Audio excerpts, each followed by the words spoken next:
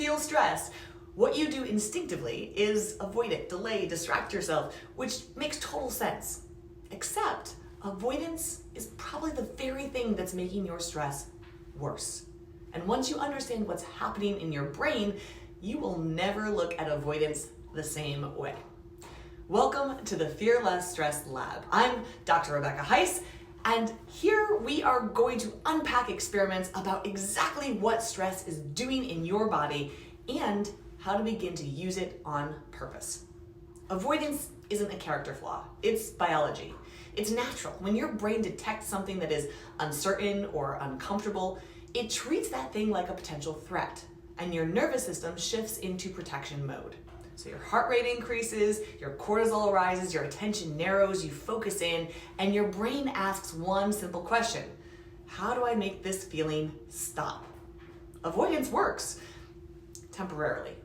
You skip the conversation, you delay the decision, you close the laptop, and your brain rewards you with relief. Here's the problem.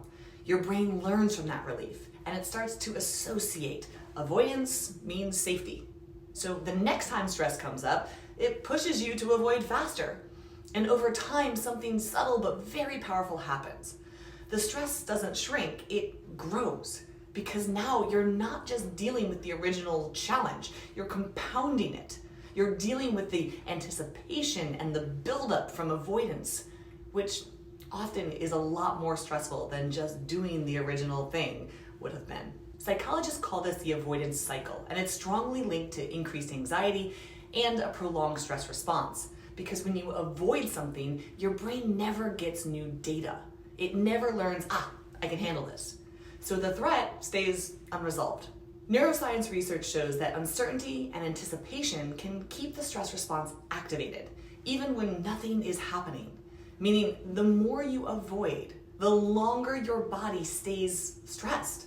So how do you stop avoiding stress? Well, it's not by forcing yourself to be calm. That doesn't work.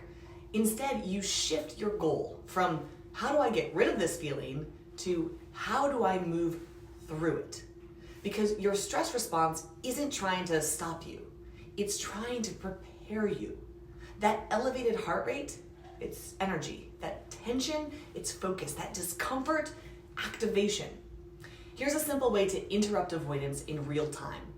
When you feel the urge to avoid something, simply ask, what's the smallest action that I can take toward this right now?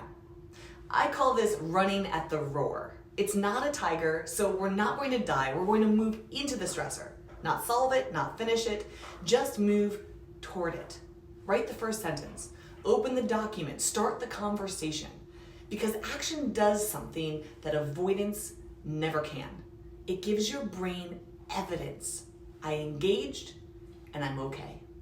And that's how you retrain the stress response. Avoidance teaches your brain this is dangerous. Action teaches your brain this is manageable. Same situation, very different trajectories. So if you've been trying to avoid stress, it's not because you're weak or you're broken, it's because you're human and your brain is trying to protect you. But protection isn't always progress. Sometimes the fastest way out of stress is directly through it.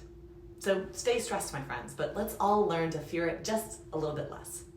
If this was useful, there's a lot more content like this inside my Fear Less Stress Lab series. And if you want to go even deeper, I've built a masterclass specifically to teach exactly how to retrain our stress response. So just comment Fear Less below and I'll send you my first chapter of my new book completely free.